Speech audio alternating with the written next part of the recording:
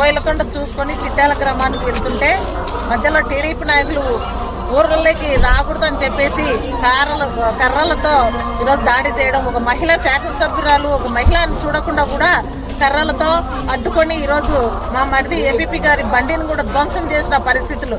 ఈరోజు కేఈ వాళ్ళ బంధువులంట కనీసం ఇప్పుడున్న ప్రజెంట్ ఎమ్మెల్యే శ్యాంబాబు గారికి సొంతము తమ్ముళ్ళు అన్నగారు అవుతారంట.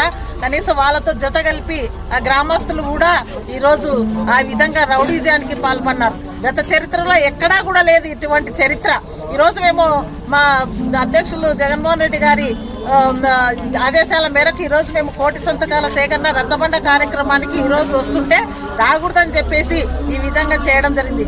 గతంలో ఎప్పుడూ కూడా ఇలాంటివి జరగలేదు. ఒక